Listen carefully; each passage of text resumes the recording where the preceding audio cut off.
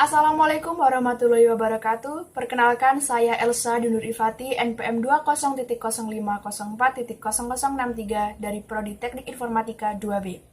Di kesempatan kali ini, saya akan menjelaskan sedikit materi mengenai Discrete Mathematics.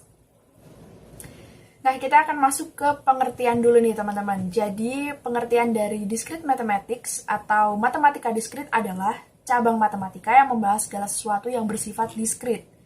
Objek disebut discrete jika terdiri dari elemen yang berbeda atau distinct dan terpisah secara individual atau elemen-elemennya tidak bersambungan atau unconnected.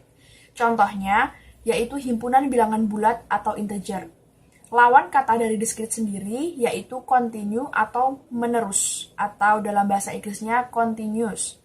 Contohnya, yaitu himpunan bilangan real.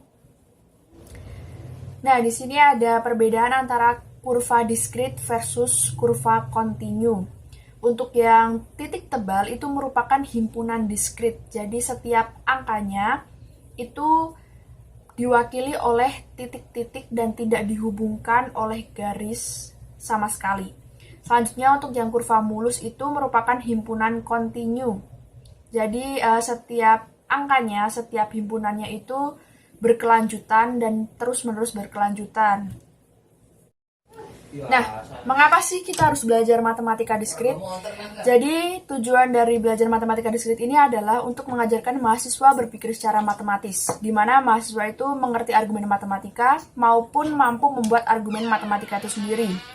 Contohnya, yaitu jumlah derajat semua simpul pada suatu graf adalah genap, yaitu 2 kali jumlah sisi pada graf tersebut. Akibatnya untuk sembarang graf D, banyaknya simpul berderajat ganjil selalu genap. Kemudian tujuan lain adalah untuk mempelajari fakta-fakta matematika dan cara menerapkannya, dan memberikan landasan matematis untuk kuliah-kuliah lain di informatika seperti algoritma, struktur data, basis data, otomata dan teori bahasa formal, jaringan komputer, keamanan komputer, sistem operasi, teknik kompilasi, dan sebagainya. Nah, selanjutnya adalah pentingnya belajar discrete mathematics. Jadi komputer digital itu bekerja secara discrete, di mana informasi yang disimpan dan dimanipulasi oleh komputer adalah dalam bentuk discrete. Kamera digital menangkap gambar analog lalu dipresentasikan dalam bentuk discrete berupa kumpulan pixel atau grid. Setiap pixel adalah elemen discrete dari sebuah gambar. Nah, di situ ada gambar Taj Mahal, yang sebelahnya itu adalah komputer digital, dan yang sebelahnya lagi adalah berupa analog. Nah, selanjutnya nih, topik pembahasan yang ada di Discrete Mathematics. Yang pertama itu ada induksi matematik. Apa sih induksi matematik itu? Jadi induksi matematik adalah salah satu kegiatan penalaran deduktif yang berkaitan dengan pembuktian matematika. Oke, selanjutnya kita masuk ke himpunan. Pastinya teman-teman udah nggak asing lagi dong sama himpunan. Jadi himpunan adalah kumpulan objek tertentu yang memiliki definisi yang jelas dan dianggap sebagai satu kesatuan. Di situ sudah ada set basic operation dari himpunan, dan sebelahnya itu ada identity-nya. Dan pastinya teman-teman tidak asing lagi dengan yang namanya lambang gabungan, lambang irisan, komplement, himpunan bagian dari, dan lain sebagainya. Nah, topik pembahasan selanjutnya yang tidak kalah familiar lagi adalah permutasi dan kombinasi. Yang pertama kita akan bahas permutasi dulu nih. Permutasi adalah penyusunan kembali suatu kumpulan objek dalam urutan yang berbeda dari urutan yang semula. Untuk formulanya, itu ada n PR sama dengan n faktorial per n kurangi r faktorial.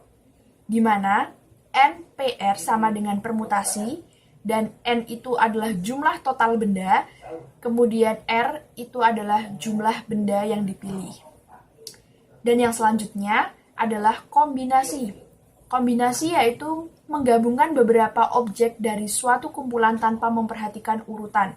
Untuk formulanya yaitu NCK sama dengan n faktorial per n kurangi k faktorial dikali k faktorial.